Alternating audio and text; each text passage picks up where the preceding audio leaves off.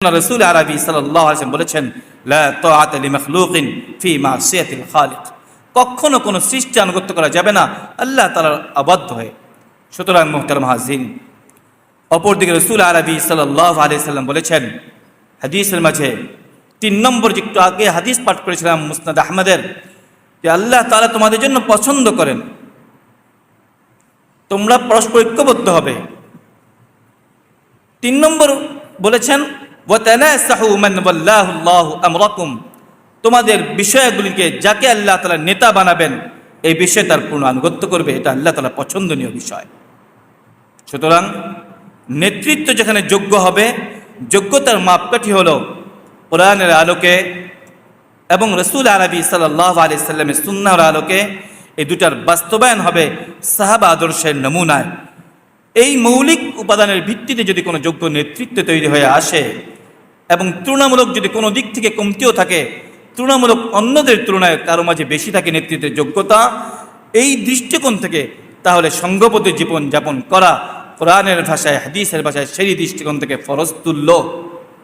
আমাদেরকে সংঘবদ্ধ জীবনযাপন করতেই হবে এবং নেতৃত্ব ও আনুগত্যের দুটোরই পূর্ণ মাত্রায় পরিপূর্ণভাবে সম্পূর্ণভাবে পূর্ণ মাত্রায় পাওয়া যেতে হবে।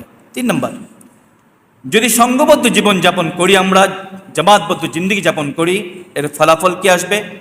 রব্বুল আলামিন কোরআনের ভাষায় বলেছেন, যে আয়াত তেলাওয়াত করেছিলাম সূরা মাইদার, সূরা আল ইমরানের আয়াতে কারিমার মাঝে আল্লাহ তাআলা শেষাংশে বলেছেন, ইয কুনতুম আ'দাআন ফাআল্লাফা বাইনা কুলুবিকুম, ইতিপূর্বে তোমরা পরস্পর বিচ্ছিন্ন ছিলে, যখন তোমরা জামাতবদ্ধ জিন্দেগি যাপন শুরু করলে আল্লাহ তোমাদের পারস্পরিক হৃদ্যতা দান করলেন, তোমাদের পরস্পরকে ভ্রাতৃত্ব বন্ধনে আবদ্ধ করলেন। আসসালামু আলাইকুম ওয়া রাহমাতুল্লাহি ওয়া বারাকাতুহু।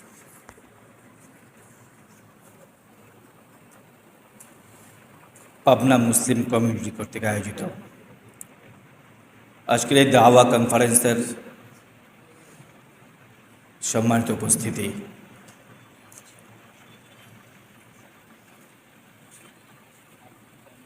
বিজ্ঞ উলামায়ে কেরাম ও সুধী,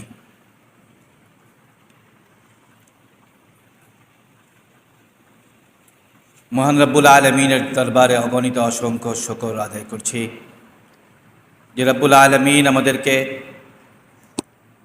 এমন একটি বরকতময় দ্বীনি প্রোগ্রামে অংশগ্রহণ করার সুযোগ করে দিয়েছেন। এই জন্য রবের দরবারে শুকর আদায় করছি, আলহামদুলিল্লাহ।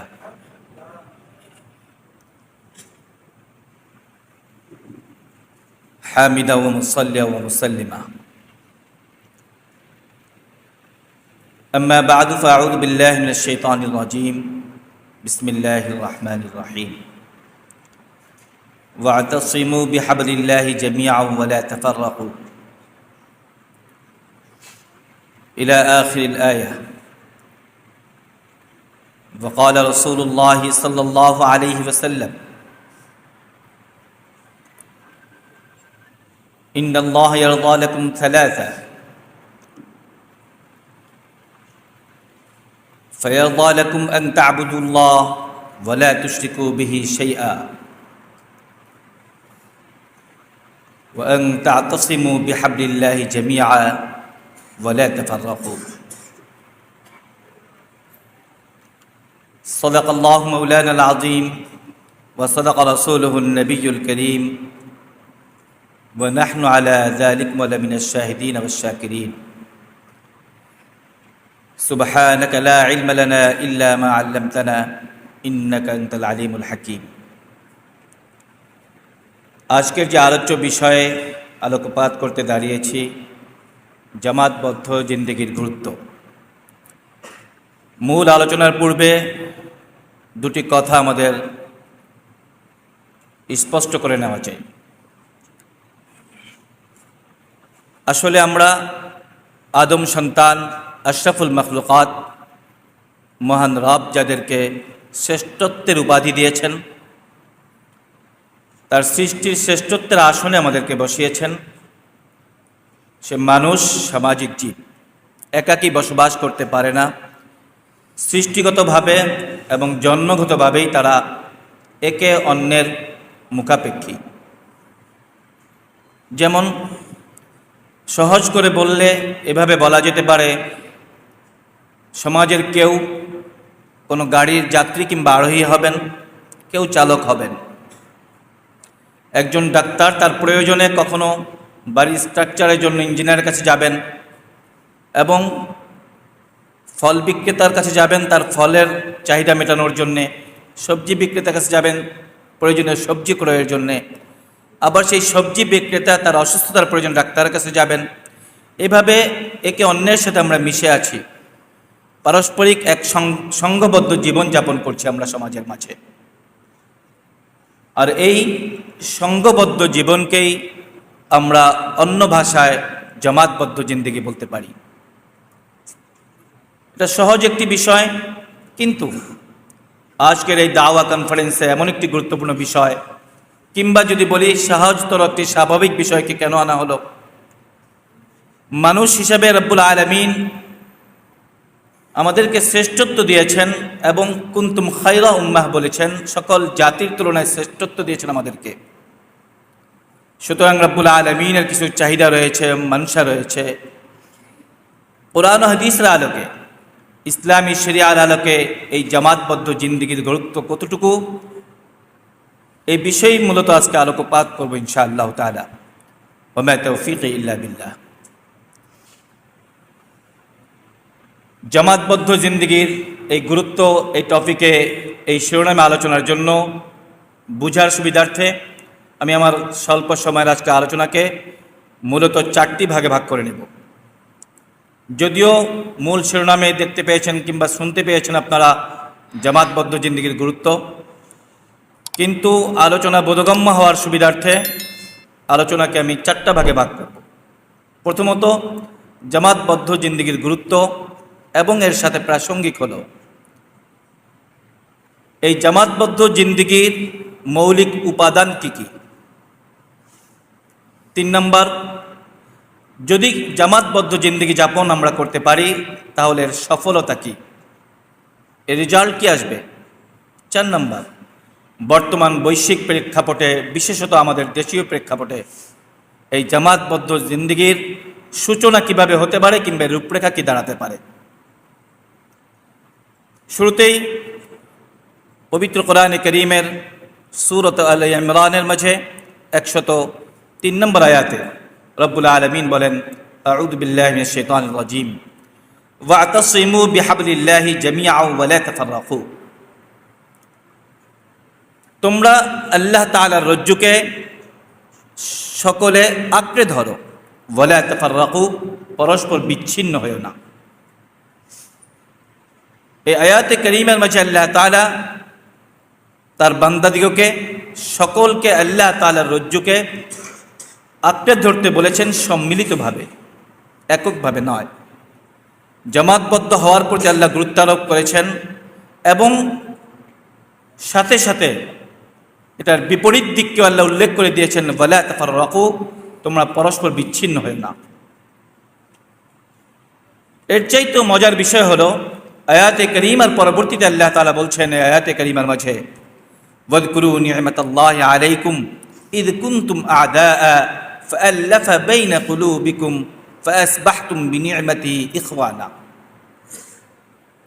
আল্লাহ ভ্রাতৃত্ব বন্ধন, পারস্পরিক এই সংঘবদ্ধ জীবন, জামাতবদ্ধ ঐক্যবদ্ধ হওয়ার পর প্রথমত ঐক্যবদ্ধ হওয়ার নির্দেশ দিয়েছেন, জামাতবদ্ধ হতে বলেছেন, বিচ্ছিন্ন হতে নিষেধ করেছেন। এরপর আল্লাহ তাআলা স্মরণ করতে বলছেন এই জামাতবদ্ধ জিন্দেগি, ঐক্যবদ্ধ জীবনযাপনের পূর্বের অবস্থা, যখন প্রত্যেকের মত দলমত নিয়ে ভিন্ন ভিন্ন ছিলাম, ভিন্ন ভিন্ন অবস্থানে ছিলাম, আলাদা আলাদা চিন্তা চেতনা লালন করতাম, একীভূত হতে পারতাম না বা ছিলাম না। এই পূর্বের অবস্থাকে যদি কল্পনা করি, আল্লাহ তাআলা বলছেন তোমরা পরস্পর বিচ্ছিন্ন ছিলে, শুধু তাই না, ইয কুনতুম আ'দাআ, পারস্পরিক তোমরা একে অন্যের শত্রু ছিলে, শত্রু ভাবাপন্ন ছিল তোমাদের পরস্পরের মাঝে। তুমি চাইতে তোমার চিন্তা মতদর্শ আরেকজনের উপর চাপিয়ে দিতে, সে চাইতো তোমার উপর চাপিয়ে দিতে, এভাবে দূরত্ব ছিল তোমাদের মাঝে পরস্পর।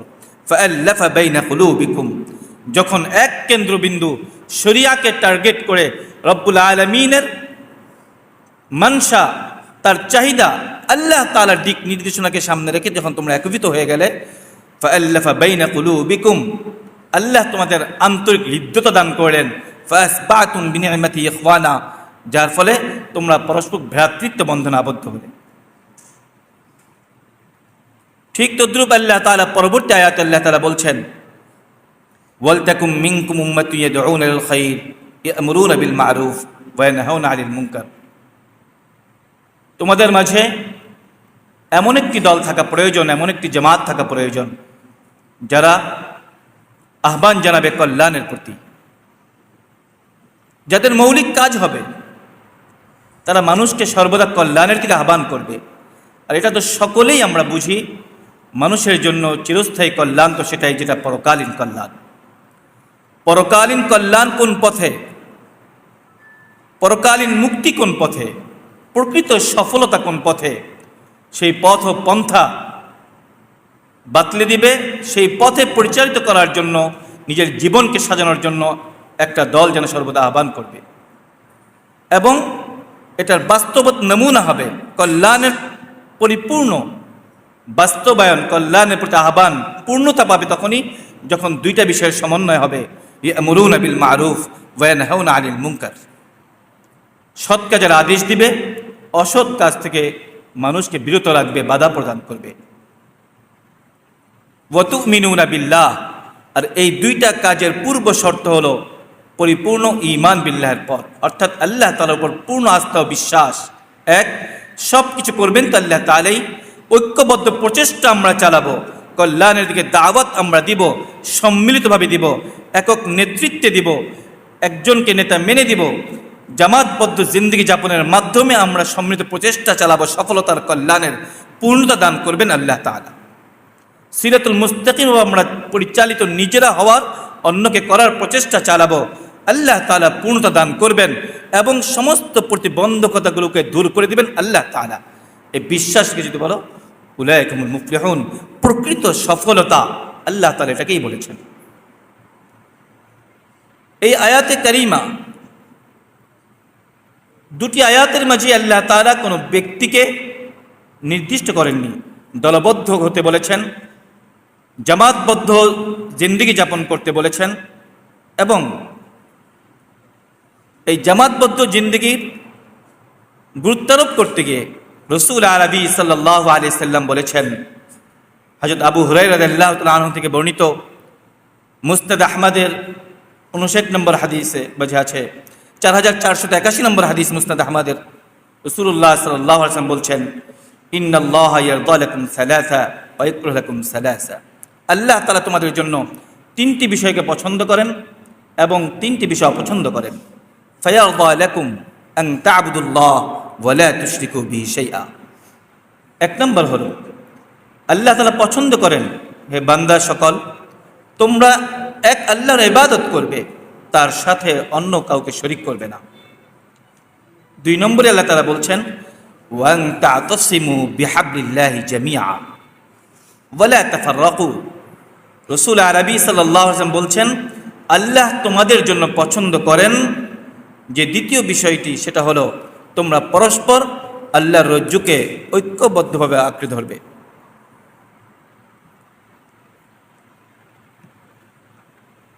পরস্পর বিচ্ছিন্ন হবে না। তিন নম্বর, ওয়াতানাসাহু মান ওয়াল্লাহু আমরাকুম, তোমাদেরকে আল্লাহ তাআলা তোমাদের জন্য যাকেই নেতা বানিয়ে দিবেন তার আনুগত্য করবে তোমাদের দ্বীনি বিষয়গুলির মাঝে। তো এই হাদিসের আলোকে রাসূল আরবি সাল্লাল্লাহু আলাইহি সাল্লাম যে কথাটা বুঝাতে চেয়েছেন, যে নির্দেশনা দিয়েছেন, আল্লাহর সন্তুষ্টির ঘোষণা দিয়েছেন, সেখানেও রাসূল আরবি সাল্লাল্লাহু আলাইহি সাল্লাম বলেছেন, আল্লাহর সন্তুষ্টি তোমাদের জন্য পরস্পর ঐক্যবদ্ধ থাকার মাঝে, জামাতবদ্ধ জিন্দেগি যাপনের মাঝেই। মোহতারাম হাজিরিন, কোরআনে কারীমের অসংখ্য আয়াতে কারীমায় আল্লাহ তাআলা জামাতবদ্ধ থাকার কথা বলেছেন। সময় স্বল্পতায় শুধু দুটো আয়াতের কিছু আলোচনা করলাম। দ্বিতীয় যে বিষয় বলেছিলাম, এই জামাতবদ্ধ জিন্দেগি যাপনের মূল উপাদান দুইটি। এক নম্বর হলো নেতৃত্ব, দুই নম্বর হলো আনুগত্য।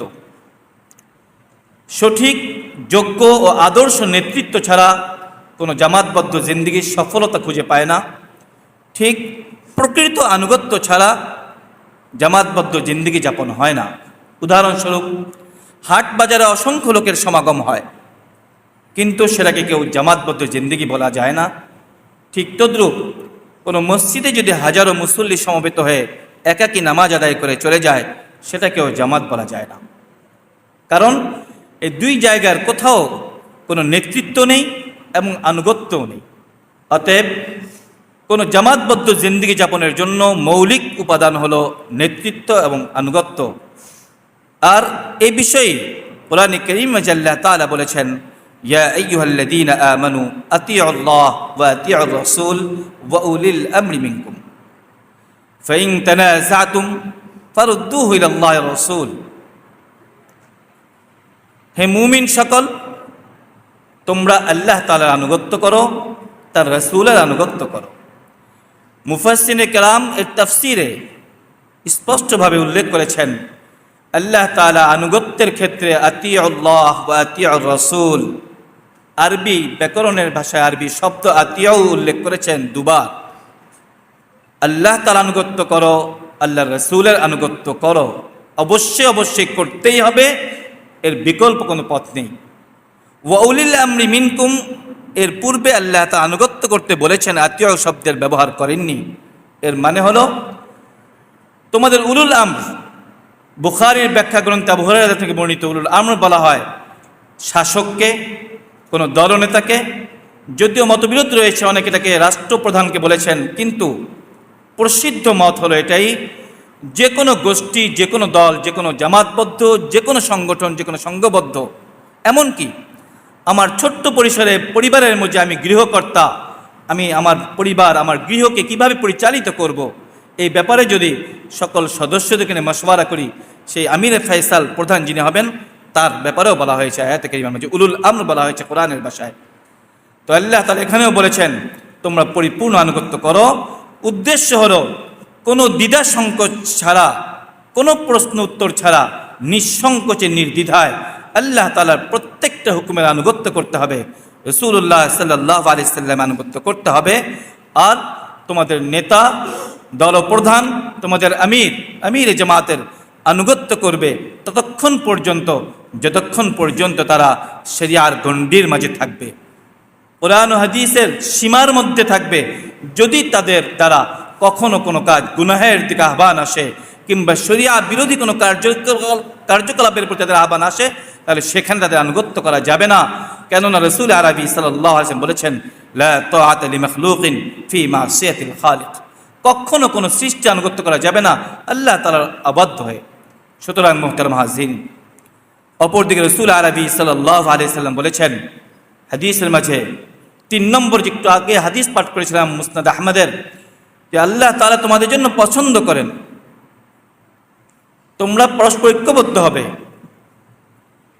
3 নম্বর বলেছেন, ওয়া তানাসাহু মান ওয়াল্লাহু আল্লাহু আমরাকুম, তোমাদের বিষয়গুলিকে যাকে আল্লাহ তাআলা নেতা বানাবেন এই বিষয়ে তার পূর্ণ আনুগত্য করবে, এটা আল্লাহ তাআলা পছন্দনীয় বিষয়। সুতরাং নেতৃত্ব যেখানে যোগ্য হবে, যোগ্যতার মাপকাঠি হলো কোরআনের আলোকে এবং রাসূল আরবি সাল্লাল্লাহু আলাইহি সাল্লামের সুন্নাহর আলোকে, এই দুটার বাস্তবায়ন হবে সাহাবা আদর্শের নমুনায়। এই মৌলিক উপাদানের ভিত্তিতে যদি কোনো যোগ্য নেতৃত্ব তৈরি হয়ে আসে এবং তুলনামূলক যদি কোনো দিক থেকে কমতিও থাকে, তুলনামূলক অন্যদের তুলনায় কারো মাঝে বেশি থাকে নেতৃত্বের যোগ্যতা, এই দৃষ্টিকোণ থেকে তাহলে সংঘবদ্ধ জীবন যাপন করা কোরআনের ভাষায়, হাদিসের ভাষায় সেই দৃষ্টিকোণ থেকে ফরজ তুল্য। আমাদেরকে সংঘবদ্ধ জীবনযাপন করতেই হবে এবং নেতৃত্ব ও আনুগত্যের দুটোরই পূর্ণ মাত্রায়, পরিপূর্ণভাবে, সম্পূর্ণভাবে, পূর্ণ মাত্রায় পাওয়া যেতে হবে। 3 নম্বর, যদি সংঘবদ্ধ জীবনযাপন করি, আমরা জামাতবদ্ধ জিন্দেগি যাপন করি, এর ফলাফল কি আসবে? রব্বুল আলামিন কোরআনের ভাষায় বলেছেন, যে আয়াত তেলাওয়াত করেছিলাম সূরা মাইদার, সূরা আল ইমরানের আয়াতে কারিমার মাঝে আল্লাহ তাআলা শেষাংশে বলেছেন, ইদ কুনতুম আ'দাআন ফাআল্লাফা বাইনা কুলুবিকুম, ইতিপূর্বে তোমরা পরস্পর বিচ্ছিন্ন ছিলে, যখন তোমরা জামাতবদ্ধ জিন্দেগি যাপন শুরু করলে আল্লাহ তোমাদের পারস্পরিক হৃদ্যতা দান করলেন, তোমাদের পরস্পরকে ভ্রাতৃত্ব বন্ধনে আবদ্ধ করলেন। ওয়াকুনতুম আলা শাফা হুফরাতিম মিনহা, এবং তোমরা ছিলে একটি অগ্নিগহ্বরের প্রান্তরে, ধ্বংসের দ্বার প্রান্তে। ফাআনকাযাকুম মিনহা, আল্লাহ তাআলা তোমাদেরকে সেখান থেকে উদ্ধার করেছেন। তো জামাতবদ্ধ জিন্দেগির কারণে আল্লাহ তাআলা বিচ্ছিন্নতা দূর করে দিবেন। কেমন যেন আল্লাহ বলতে চাচ্ছেন, পারস্পরিক হৃদ্যতা দান করবেন, ভ্রাতৃত্ব বন্ধনে আবদ্ধ করবেন, এবং ধ্বংসমুখী অবস্থান থেকে আল্লাহ পুনরুদ্ধার করে তোমাদেরকে ফিরিয়ে দিবেন। দ্বিতীয়ত, রাসূল আরবি সাল্লাল্লাহু আলাইহি ওয়াসাল্লাম বলেছেন এক হাদিসের মাঝে যে যদি তোমরা, আমি তোমাদেরকে আমুরুকুম বিল খামস, 5টি জিনিসের নির্দেশ দিচ্ছি, যদি তোমরা এগুলোকে পালন করতে পারো, লাকুমুল জান্নাহ, তোমাদের জন্য জান্নাত অবধারিত। অর্থাৎ রাসূল আরবি সাল্লাল্লাহু আলাইহি ওয়াসাল্লাম বলেছেন বিল জামাআতি, যে 5টি বিষয়ের নির্দেশ আমি তোমাদেরকে দিচ্ছি, 1 নম্বর হলো তোমরা জামাতবদ্ধ হও, ওয়াসসামঈ ওয়াত তাআতি, এবং তোমাদের নেতার প্রতিটা আদেশকে শুনবে এবং মানবে, ওয়াল হিজরতি, প্রয়োজনে হিজরত করবে, ওয়াল জিহাদি ফি সাবিলিল্লাহ, এবং শত্রুর মোকাবেলায় জিহাদের ময়দানে অবতীর্ণ হবে। এই 5টি বিষয়ে বলে রাসূল আরবি সাল্লাল্লাহু আলাইহি ওয়াসাল্লাম দীর্ঘ হাদিসের ব্যাখ্যায় বলেছেন, যদি কোনো ব্যক্তি জামাত থেকে 1 বিঘত পরিমাণ সরে গেল, ফামান খারাজা আনিল জামাআতি কিদা শিবরিন, 1 বিঘত পরিমাণ সরে গেল, ফাকাদ খালা মিন উনুকি রিবকাতাল ইসলাম, ইসলামের গণ্ডি যেন তার গর্দান থেকে সে সরিয়ে নিল। সুতরাং মুহাজিরিন, জামাতবদ্ধ জিন্দেগির ভিতরে রাসূলুল্লাহ আরবি সাল্লাল্লাহু আলাইহি ওয়াসাল্লাম গুরুত্ব আরোপ করতে গিয়ে এই হাদিসের শেষে বলেছেন, যদি তোমরা মেনে চলতে পারো, জামাতবদ্ধ জিন্দেগি যাপন করতে পারো, তাহলে বিনিময়ে তোমাদের জন্য আল্লাহ তাআলা পুরস্কার ঘোষণা করেছেন, আল্লাহ তাআলা তোমাদেরকে জান্নাত দান করবেন। 4 নম্বর, বর্তমান প্রেক্ষাপটে বৈশ্বিক অবস্থানের দিক তাকিয়ে এবং বিশেষত আমাদের দেশের সার্বিক পরিস্থিতির আলোকে আমাদের জন্য এখন করণীয় কি? জামাতবদ্ধ জিন্দেগি যাপনের গুরুত্ব মোটামুটি ধারণা নিয়েছি। মৌলিক উপাদান 2টি, যোগ্য নেতৃত্ব এবং পরিপূর্ণ আনুগত্য। 3 নম্বর, এর সফলতা, দুনিয়াবী সফলতাও রেখেছেন আল্লাহ তাআলা, এবং আখিরাতের অসংখ্য সফলতার ওয়াদাও করেছেন রাসূল আরবি সাল্লাল্লাহু আলাইহি ওয়াসাল্লাম। সুতরাং আমাদের জন্য করণীয় হলো, এর রূপরেখাটা কি হতে পারে? এই রূপরেখাটা সূরা মাইদার 59 নম্বর আয়াতে আল্লাহ তাআলা বলেছেন, কুল ইয়া আহলাল কিতাব তাআলাউ ইলা কালিমাতিন সাওয়াইন বাইনানা ওয়া বাইনাকুম আল্লা না'বুদা ইল্লাল্লাহ ওয়া লা নুশরিকা বিহি শাইআ। তোমরা আসো, রাসূল আরবি সাল্লাল্লাহু আলাইহি ওয়াসাল্লামকে আল্লাহ তাআলা ওহী অবতীর্ণ করে চমৎকার এক নীতিমালা দিয়ে দিয়েছিলেন সকলকে ঐক্যবদ্ধ করার প্রাথমিক যুগে, ইসলামের স্বর্ণালী যুগে। আজ শতধা বিভক্ত মুসলিম উম্মাহের এই সময়ে হাজারো অস্তিত্ব সংকটের মুখে অবস্থায় উম্মাহ যখন ধ্বংসের দ্বার প্রান্তে, এই সময়ে আবারও বলবো, জামাতবদ্ধ জিন্দেগি যাপনের জন্য যদি আমরা সচেষ্ট হই, আমরা প্রচেষ্টা অব্যাহত রাখি, ইনশাআল্লাহ আল্লাহ তাআলা সফলতা দান করবেন।